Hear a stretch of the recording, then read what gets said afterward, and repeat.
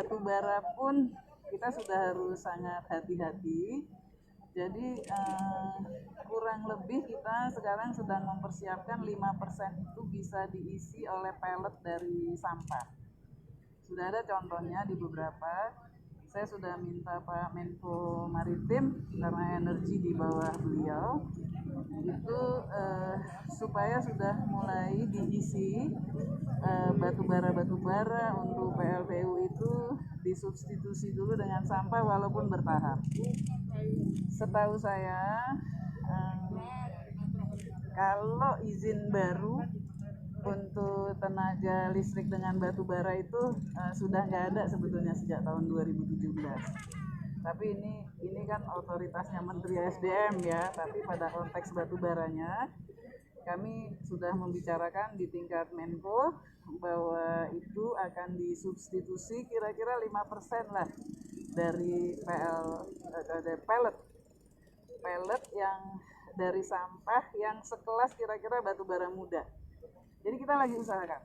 Ya, makasih banyak ya. Terima kasih Bu. Terima kasih. Selamat siang. Pak, pamit ya. Ini aman berita ini apa wawancaranya Mas? Baik, CS Pos, tadi kita sudah menyaksikan wawancara bersama dengan Ibu Menteri LHK Ibu Siti Nurbaya, dan saat ini beliau akan meninggalkan lokasi kunjungan kerjanya di Kampung Brambang, Desa Lontar, Kecamatan Tirtayasa.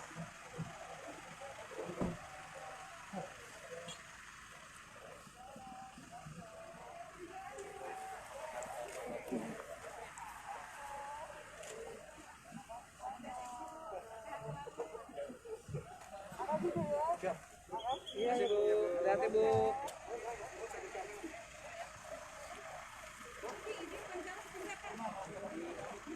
Pak sini Pak, panas. Pak jangan yang panas Pak. Gelap Pak. Backlight Pak, ini sebentar. Din, yang abrasi aja Pak, Aidin. Pak, kalau di Kabupaten Serang untuk penanaman mangrove ini berapa yang disiapkan?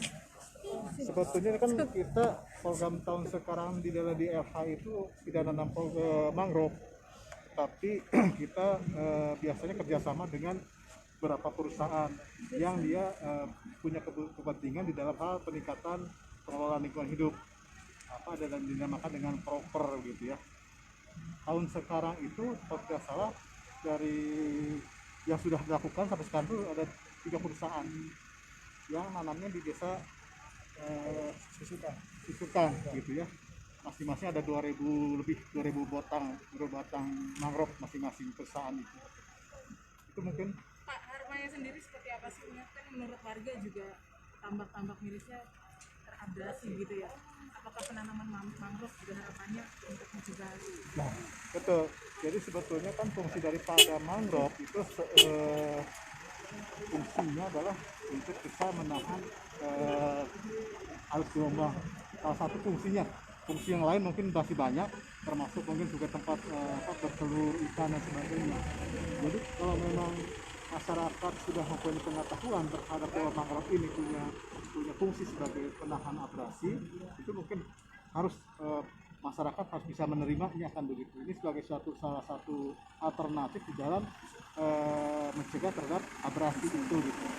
Ada laporan nggak Pak dari warga sendiri kepada lahan yang hilang gitu?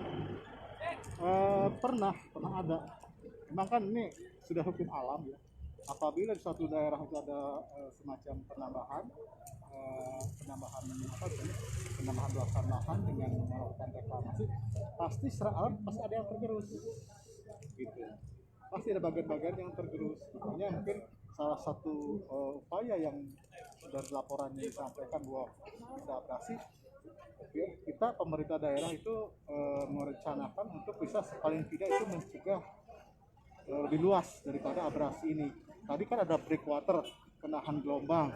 Nah, itu pengelombang itu secara teknis, pakai batu, pakai apa kan begitu ya. Itu dilakukan oleh Dinas Pekerjaan Umum. Dinas-dinas lain itu sertifikasi ya. Sertifikasi. Kami dari LH menanam juga mangrove, kemudian dari Dinas Ketahanan Pangan dan Kelautan itu melalui Kementerian Kelautan Perikanan juga menanam ada beberapa tanaman untuk mangrove ini. Ini kan sudah mangrove ini sudah tumbuh sejak tahun 2009 atau 2014 mungkin ya itu di sini tuh. Tinggal mungkin terus menambah terus gitu. Dan kelihatannya fungsi daripada mangrove ini sudah terlihat begitu kan, bisa menahan gelombang yang masuk ke daratan kan. Nama lengkap Budi Prihasto.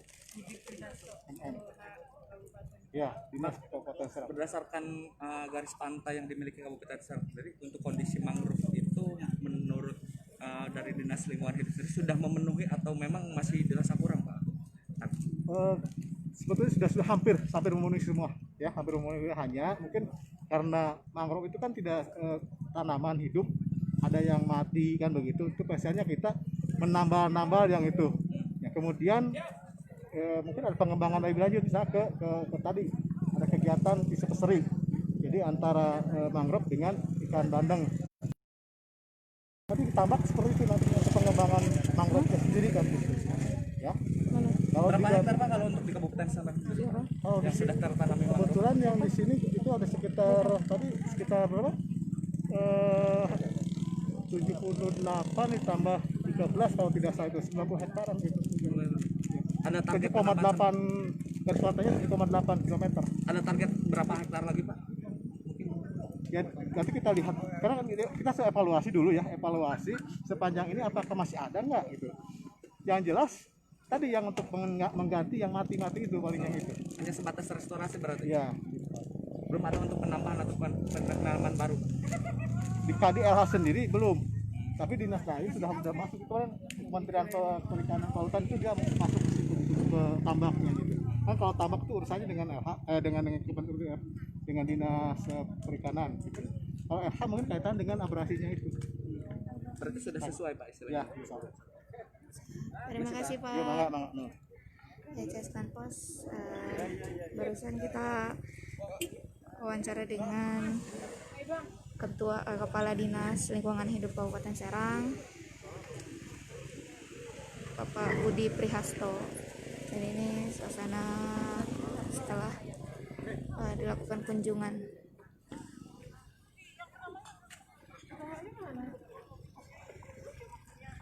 Jangan lupa Ceskan Pos untuk subscribe channel YouTube Banpos dan like, komen, dan share videonya seluas-luasnya.